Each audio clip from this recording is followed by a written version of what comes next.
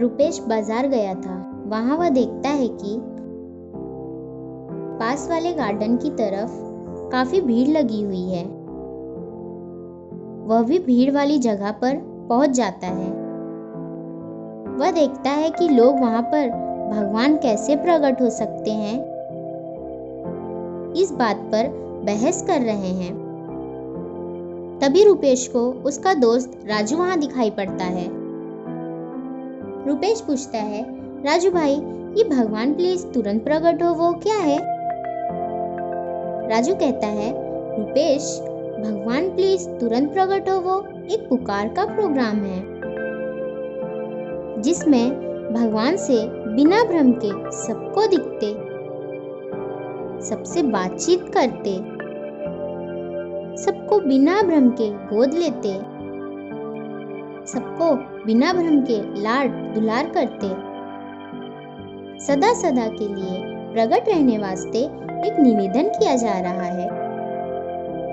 रुपेश कहता है, राजू भाई, ये तो बहुत अच्छी बात है, लेकिन यह बताओ, इस पुकार के बारे में इन लोगों को कहां से पता चला? राजू कहता है, अरे भाई, भगवान प्लीज तुरंत प्रकट हो वो एक पुकार का प्रोग्राम आज संतवाणी टीवी पर चल रहा था, जो अपने कैलाश भाई को बहुत अच्छा लगा और वो बाजार में आकर उसकी चर्चा करने लगे। इसी बात पर बहस होते होते इतनी भीड़ जुट गई। रुपेश कहता है, राजू भाई, यह बताओ, भगवान प्लीज तुरंत प्रकट हो वो का इतना प्रचार प्रसार क्यों किया जा रहा है? राजू कहता है, रुपेश भाई, भगवान प्रकट हो वो पुकार में बता रहे हैं कि अगर हम अकेले भगवान को प्रकट रहने की पुकार देंगे तो हमारे अकेले की आवाज भगवान के कानों तक जाएगी, जो कि बिल्कुल नगण्य सी होगी।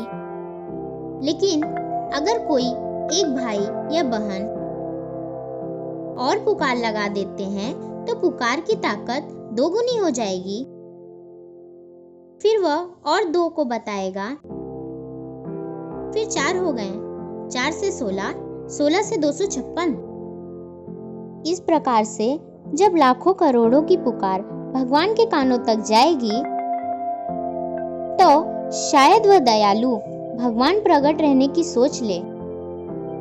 रुपेश कहता है, लेकिन राजू भाई, क्या कोई गारंटी है कि ऐसे पुकारने से भगवान प्रकट हो जाएंगे? राजू कहता है, नहीं भाई, कोई गारंटी नहीं है। लेकिन रुपेश भाई, जब किसी को भी कोई तकलीफ या कोई दुख दर्द होता है तो वह चिल्लाता है कि भगवान बचाओ, भगवान बचाओ। तब भी तो कोई गारंटी नहीं होती है कि उसकी ऐसी मांग पूरी हो जाएगी। माना ऐसे पुकारने से भगवान प्रकट नहीं होंगे, फिर भी पुकारने में हमारा नुकसान ही क्या है? रुपेश कहता है, राजू भाई, आपकी बात से मैं 100% सहमत हूँ। मुझे ये बताएं कि मैं भगवान को प्रकट रहने की पुकार के लिए कौन से मंत्र का जप करूं? राजू कहता है, रुपेश भाई, भगवान प्लीज तुरंत प्रकट हो वो केवल एक पुकार है। इस पुकार में कोई मंत्र नहीं है, कोई ज्ञान ध्यान नहीं है, कोई जप तप नहीं है, कोई गुरु नहीं है। रुपेश कहता है, राजू भाई, भगवान को पुकारने के लिए कुछ तो भक्ति, नियम, व्रत होगा। राजू कहता है, रुपेश भाई, भगवान प्लीज तुरंत प्रकट हो वो पुकार में कोई भक्ति नहीं, कोई नियम नहीं, कोई जप तप नियम आदि कुछ भी नहीं है। यह सिर्फ एक पुकार है। जैसे हम अपनी जरूरत की पुकार करते हैं, वैसे ही एक पुकार भगवान को बिना भ्रम के प्रकट रहने की भी करनी है। बिना मन के ही सही, बिना भाव भक्ति के ही सही। जब याद आए तब पुकार लिए, भूल गए कोई बात नहीं। रुपेश कहता है, राजू भाई, भगवान को पुकार लगाना इतना सरल है? राजू कहता है, हाँ रुपेश भाई, भगवान को पुकारना तो बेहद ही आसान है।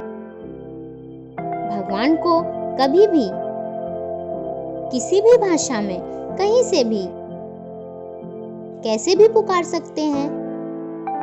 रुपेश कहता है, आओ राजू भाई, हम भी पुकारते हैं। दोनों पुकारने लगते हैं, भगवान प्लीज तुरंत प्रकट होवो, भगवान प्लीज तुरंत प्रकट होवो, भगवान प्लीज तुरंत प्रकट होवो।